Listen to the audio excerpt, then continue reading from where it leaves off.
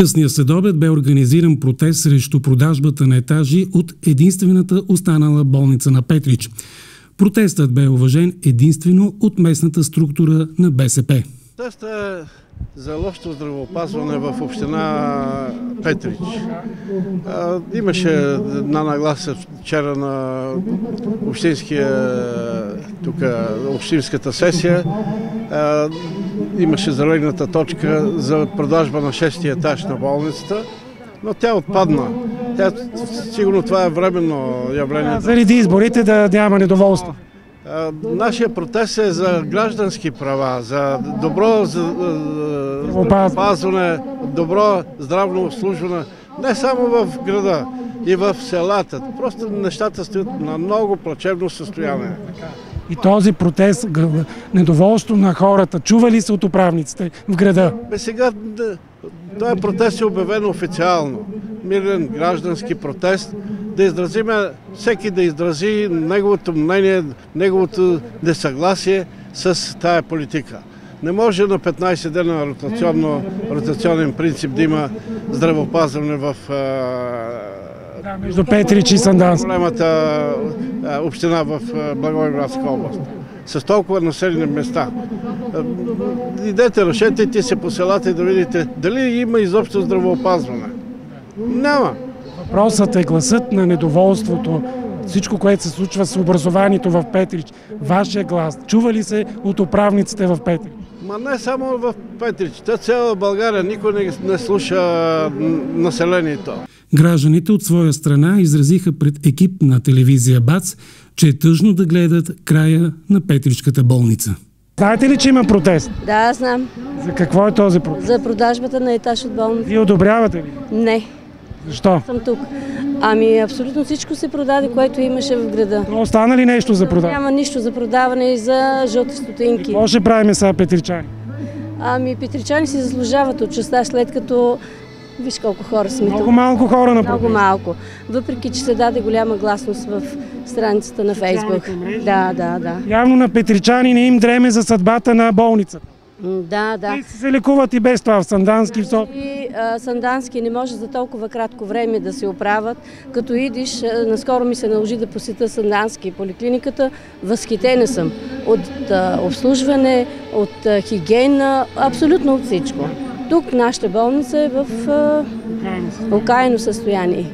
Като влезнеш още столови, пейки и всичко. Добре, тогава се закрие да не се мъчиме тук. Абсолютно. Значи уволнили са санитарките, наели са фирма за почистване.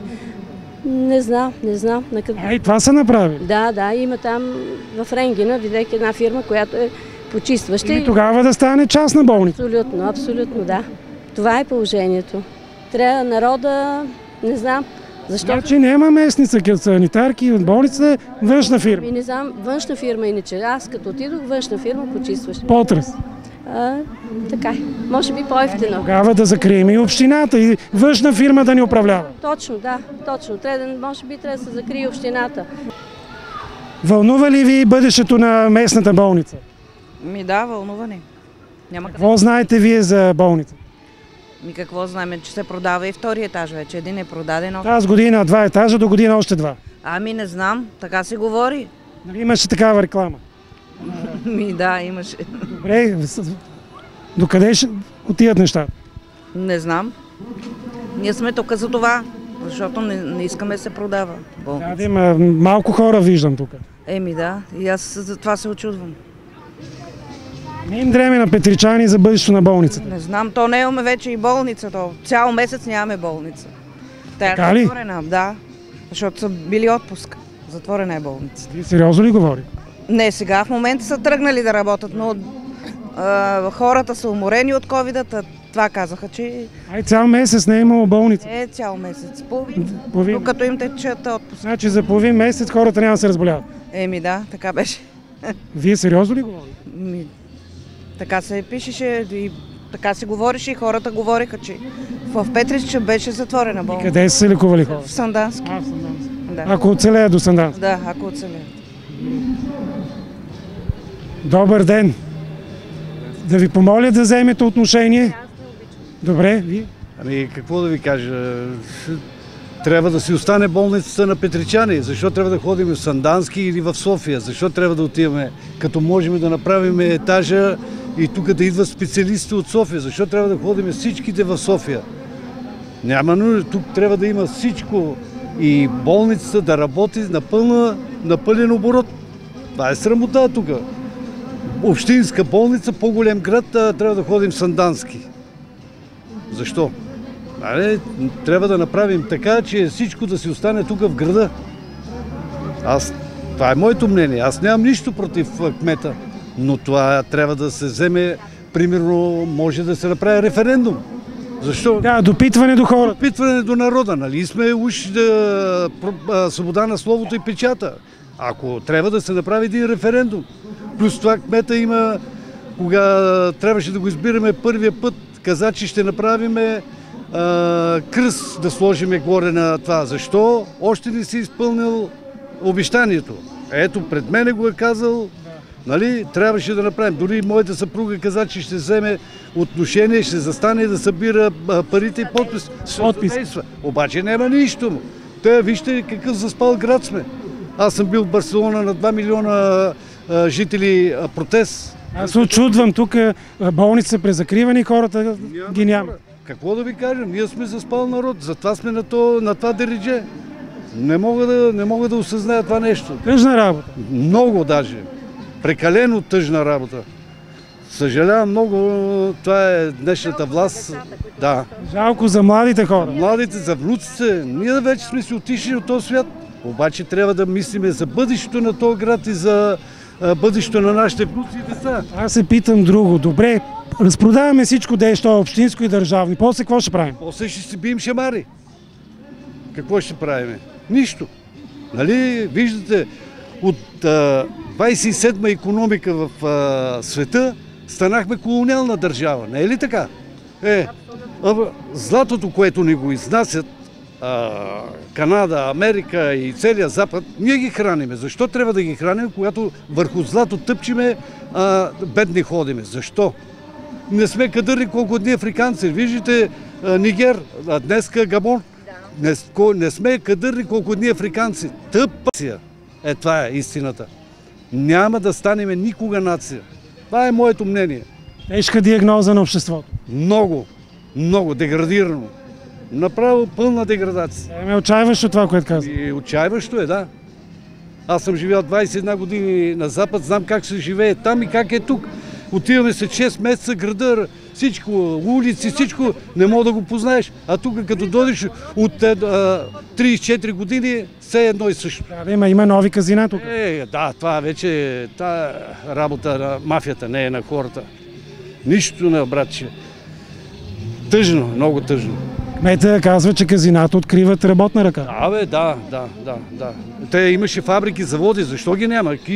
Сега отиваш във фабрика да си купиш тухли и вар. Защо?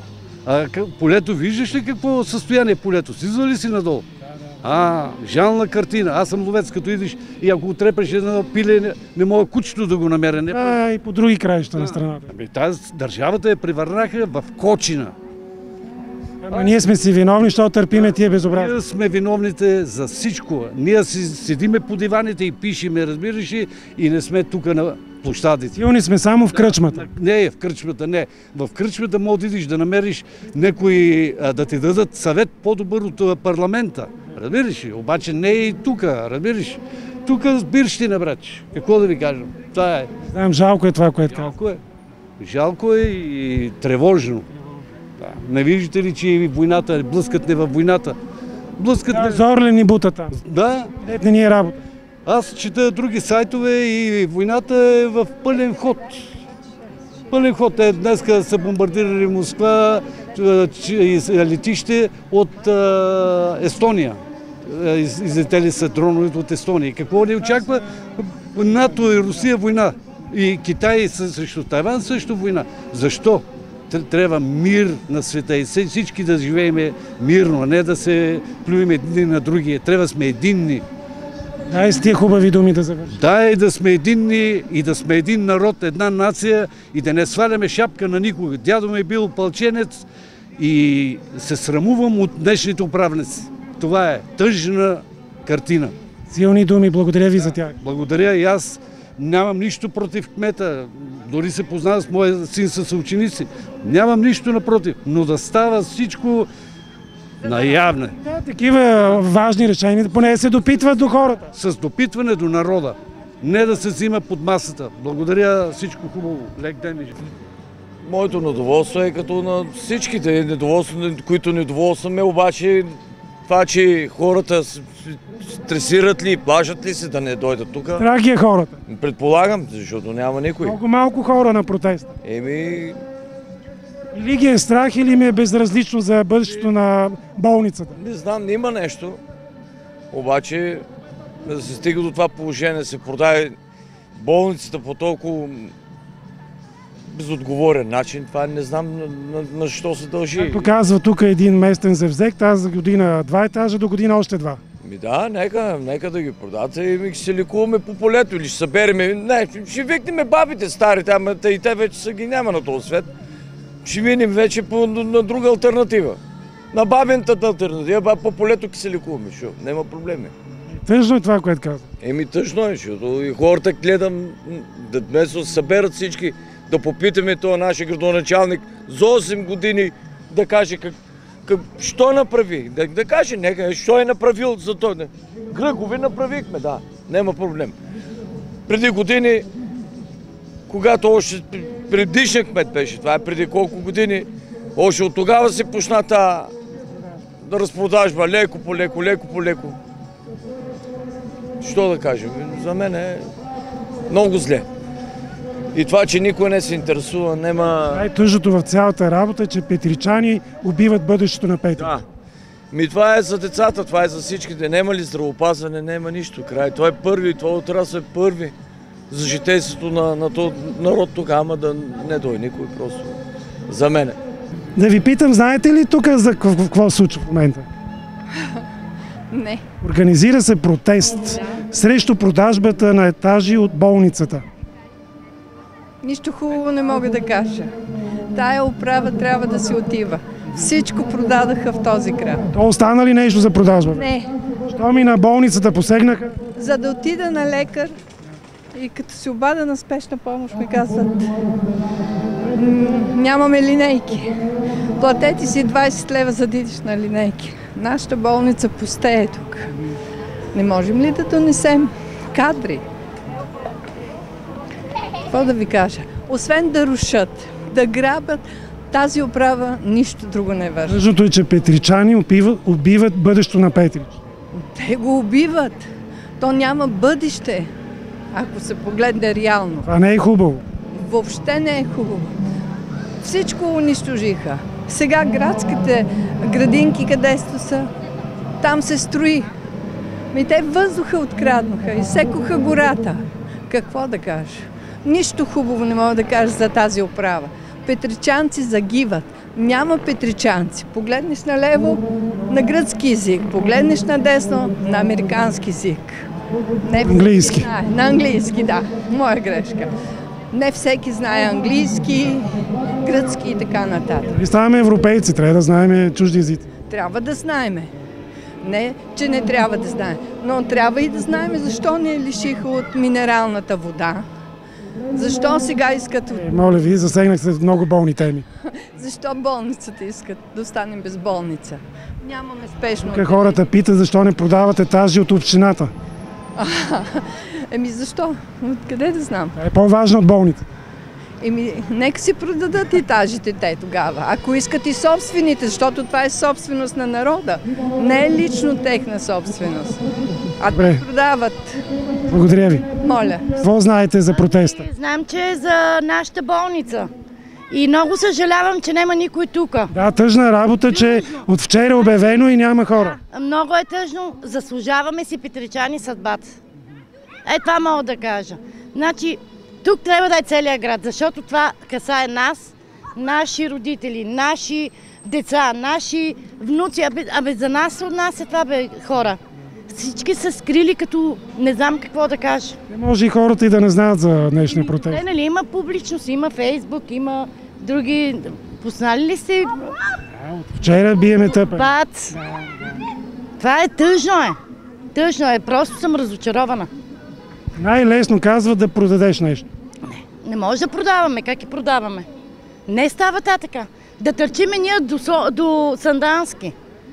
Това не е нормално. 60 хилядна община. Да, това не е нормално. Моята дъщеря беше готова за раждане. Идва в нашето родилно и казват, не можеш да родиш тук. Тръгвай за Сандански, а тя е с 200 кръвно хипертоник, който е опасно. Как се отиша до Сандански, сама си знае. Ако се случи нещо, дай си Боже. Никой не го еня. И това е нашата община. Това е срамно, това е долно. Аз съм разочарована, аз мислих, че тук има хора, защото това касае нас. Гробница е, болницата е гробница. Най-хубавата база имаме. Нямам думи просто какво да кажа. Ето, идвам и подкрепям. Аз знам защо става на въпрос. А ние чекаме някой друг да дойде да ни оправи положението. То навсекъде е така, не само Петрич. Не, ако е Сандански, ако е Благоевград, в София дигат се хората. А тук? Май няма хора в Петрич. Виж, нямам дума. Нали самия град се обезлюдява. Да, всичко избега. Всичко, кмета ще си понесе отговорностите, които много глупости направи този кмет. Много глупости, всички се скрили, всеки го е страх, ама със страх нищо не се оправя. Тук се говореше, че всички са юнаци по тия краища. Юнаци. Въздух под налягане.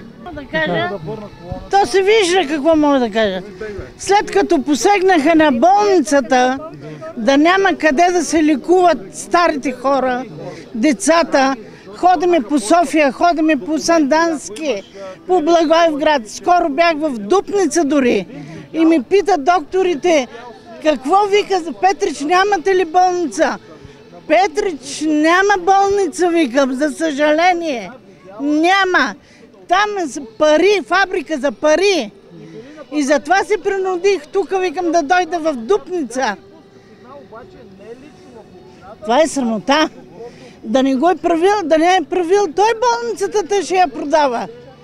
Тая болница, аз съм 70 години, откак съм се родила, тая болница. Никой не е посмял до сега да продава.